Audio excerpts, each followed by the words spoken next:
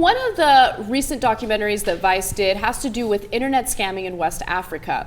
Now, internet scamming is nothing new. There's nothing newsy about that. But what's really fascinating is that in places like Ghana, what individuals do is they combined witchcraft and online fraud in order to make a significant amount of money. So what they do is before they send out those emails, right, saying that there's some amazing prince that's willing to give you $1 billion if you send them your account information.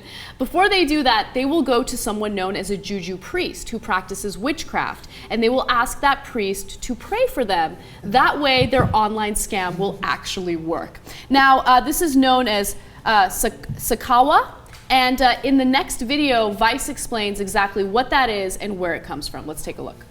Sakawa dates back to Nigeria's oil boom in the late 70s. Ghanaians came into the country to take jobs in the oil fields, and the locals taught them their favorite pastime, the pen pal scam. The way it works is, you write to someone in America or England, tell them about an investment opportunity you have, or just straight up ask them for money, then they send it to you and that's it, scam over. Eventually, the Nigerian government deported all the Ghanaian guest workers back home, and they brought the pen pal scam with them. Then they combined it with magic. People at the time would take their letters of correspondences to malams or juju people, to be charmed or to be preyed on, so that once they send those correspondence to their friends abroad, the desired results would be realized. And I believe from the coming in of the internet from around about 1993, that's where it really became prevalent. It came to the full light and to the full glare of the public, basically. As the internet took hold in Ghana, the pen pal scam was adapted to email. Then scammers started hooking up with hackers online and incorporating things like credit card fraud into their scams, which became increasingly complex and lucrative. So in the United States, we have religion that attempts to have an angelic facade, but we know what the reality is, right? But in Ghana, no, they use religion for bad, and they're very open about it. They're like, we're gonna pray that your online scam works, and you make a tremendous amount of money by robbing people. Right, I'm gonna try and rob some people, but I'd like your blessing. And then it's like, yeah, no problem. Yeah. No problem. So who do they go to? Who does this? So they go to something known as a Juju Priest, which sounds like a lot of fun. Juju Priest. Right. And what's incredible is, this particular type of witchcraft has absolutely no morality. In fact, it's a neutral morality. And the next video explains that in greater detail. Let's take a look. In America, frustrated gamblers will kiss a lucky penny or pray to Saint Bernardino for help. No, we won't. Likewise, frustrated Sakawa boys turn to religion when they're down on their luck.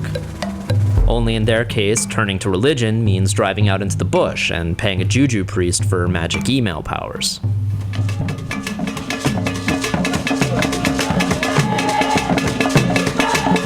Juju is the local term for what fancy anthropology types call traditional African religion.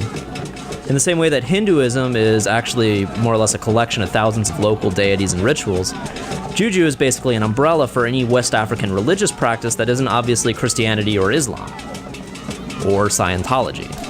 One aspect central to all forms of Juju is that the spirit world is morally neutral, as in the gods don't give a shit what you and I do to each other, as long as they get paid.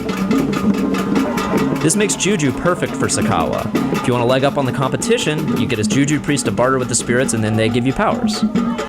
All right, so it's a similar thing that you see here in the U.S., right, where religion kind of like exploits people that are needy. Give me money. That's all that matters, and we'll give you good luck, and somehow your scams will work. Like in this case, they're like actually doing bad, and I would think like any kind of scamming at all. And I understand the conditions that these people live in. Like it's horrible, right. and I mean, do I know it? No, I've never had to live in it, but I can understand how you would just want so badly, no matter what it is, to steal or to scam or do whatever you can to make money. But in general, this type of behavior can't end well. The scamming can't end well. It's going to become dangerous at some point in time. They're not learning a skill set or any kind of trade. I mean, I think one of the guys had a really good point where he said, the scammers are both the villain and the victim, which I thought was a really good point to make because it's true. Well, what's really, really fascinating about these scammers, like you mentioned their skill, and what I found interesting is a lot of times when you recycle computers, they'll end up in places like Ghana, and what they do is like they'll take the computers apart and they'll look for any type of parts that they can reuse. And some of these guys are so smart that they can literally take parts from many different computers and put together a computer of their own. So in Ghana, they're trying to be the internet capital of West Africa, and they're quickly becoming that.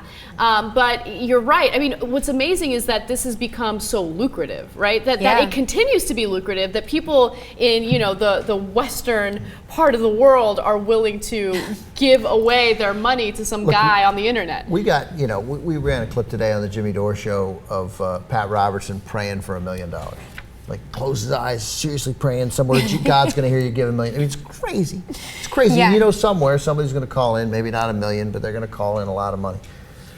And then somebody wrote in and said, hey, look, my mom gets a lot of clothes from the Goodwill. So these are poor people.